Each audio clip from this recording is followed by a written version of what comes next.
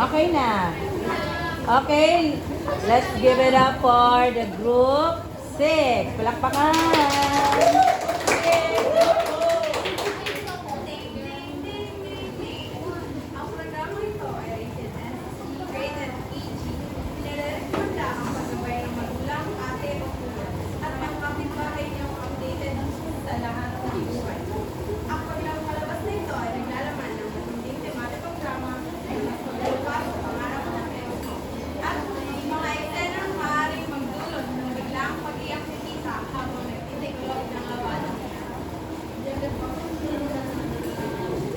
This is Job! Magandang araw sa inyong lahat, mga tagapanood mula sa Luzon, Visayas at Mindanao. Kayo ay nanonood sa Job Show! Para sa inyo, ang kwento-kwento para sa inyo. Ang kwento-kwento para sa inyo.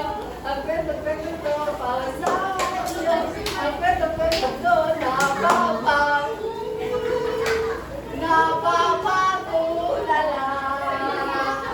napapatulala sa kwento niyo. Araw sa inyong lahat at ngayon ay nanonood kayo sa Jam Show na kung saan ay magdadala ng kwentong may dala na inspirasyon.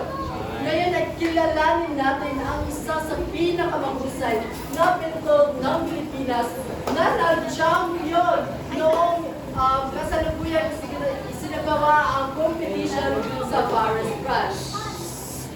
Ngayon, sabay-sabay natin salubungin ang isa sa pinakamagaling na pintor ng Pilipinas, Max Grapani!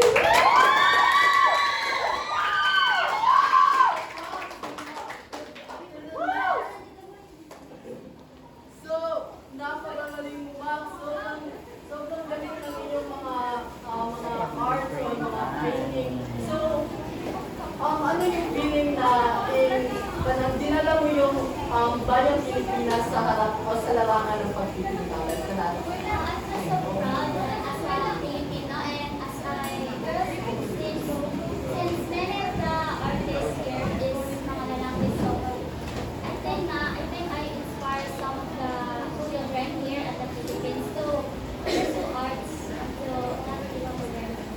Wow! Ang galing! So, sa hindi pa po nakakakilala, si Max Grapani po yung nag-champion sa yung ginawang competition po sa France. So, yan po yung mga painting na kanyang ginawa. Palakpakan naman natin!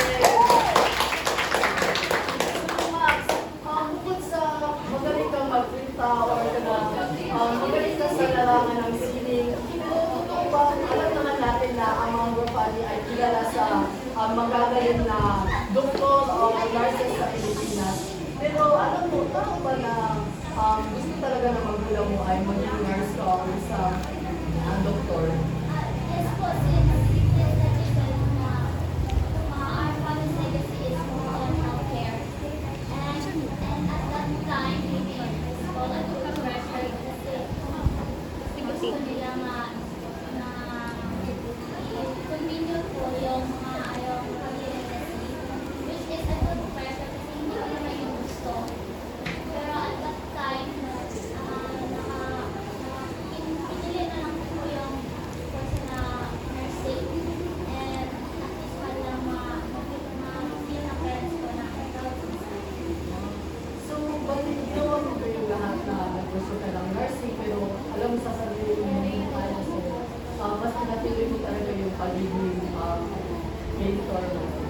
Yes, I took bachelor of nursing like first year, and then at that time na-burn out ako kasi hindi ko gusto yun.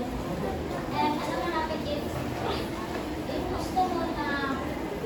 gusto mo yung trabaho mo, mas lalo mo kang mamahalin at mas lalo mo kang ma-enjoy yung gusto mong gawin. Kaya at that time, natatakot ako sabi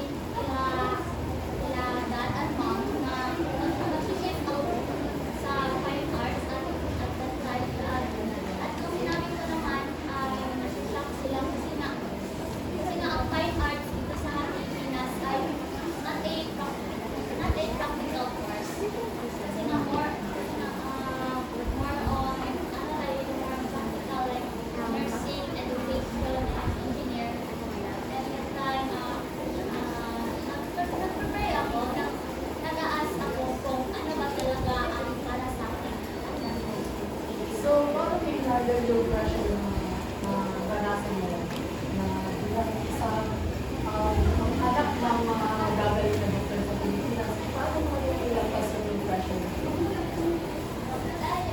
Sinabi ko lang talaga sila na buhay ko to at sana masuportahan ko nila sa pinili kong course of fine arts. Kasi yun lang tayo, meron tayong kanya-kanya na own path na lugar. So, ayun, sinabi ko sa kanila nga mag-fine arts ako. At first, si mom, hindi siya tumanggi ko na. Dahil nga, hindi yung practical, sa fine arts, kailangan yan gawin, ganyan. At kaya in-explain ko sa kanya na anong purpose na pag-take ito sa course, na hindi ka naman yan gusto. Kaya sinabi ko lang sa kanila, nag-explain, hanggat na acceptance, agree na lang sila. At at that time, siguro po, dapat ipakita ko sa kanila na they're wrong, na pwede pala magkapera o pwede pala maging tagumpay kung hindi mo yung mga gusto mo na course na hindi pa Palakpakan!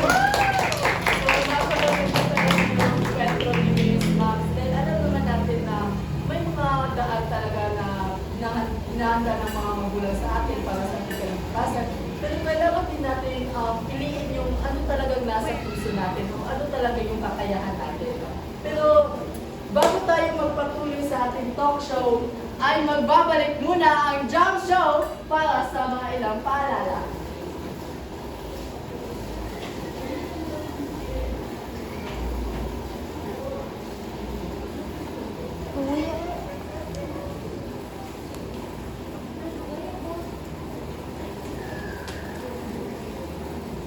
Guys, napapagod naman. Hindi ko pa nang mag-order.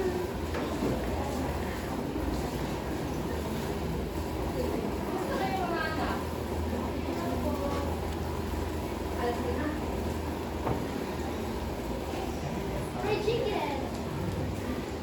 Wow! Thank you, Mama! You know that we love chicken nuggets! Kung walang enerhiya, mag-diyo chicken nuggets na. At nagbabalik ang Jam Show. Kasama ko pa rin si Max Rapali. Ngayon, Max, ay may isang bisita tayo na alam mo, nagbibigay ito talaga ng inspirasyon sa iyo na magsikap sa iyong mga tagumpay. At siya rin ang naging kanang motivation mo para i-pursue yung fine arts mo. Para maging proud sila sa iyo. At ngayon ay sasalubungin natin ang ama ni Max. Si Max Rapali.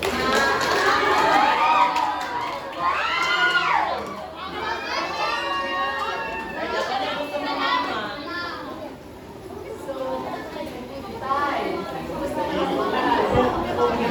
Siyempre, niya ako dahil anak ko at hindi ko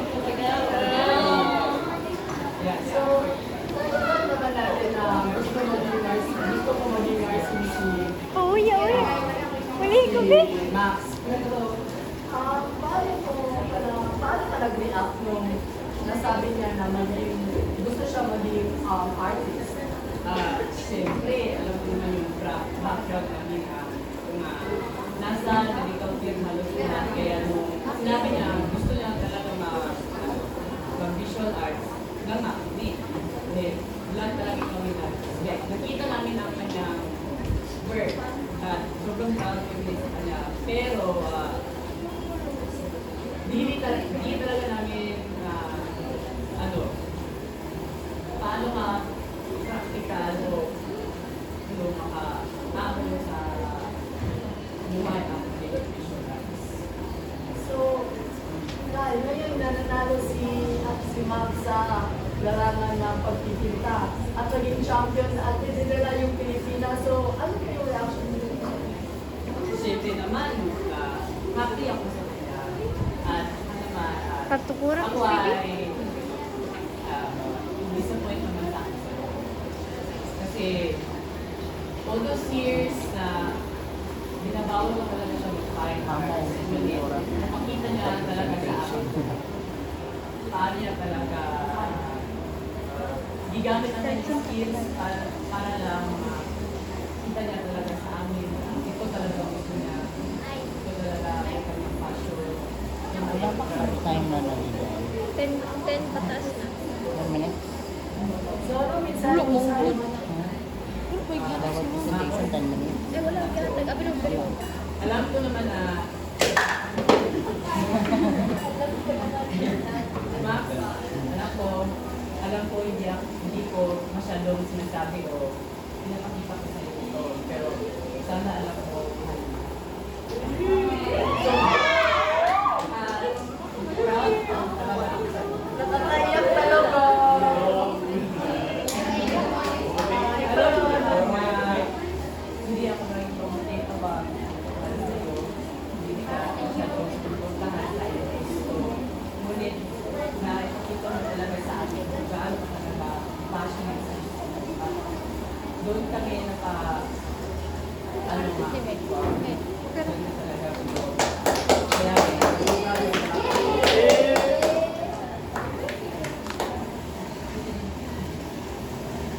So, may bibigyan ng mensahe si Max para sa mga nanonood, Max. Ang masasabi ko lang is to be yourself because everyone else is already taken. Choose what is right for you. Choose what you feel na what is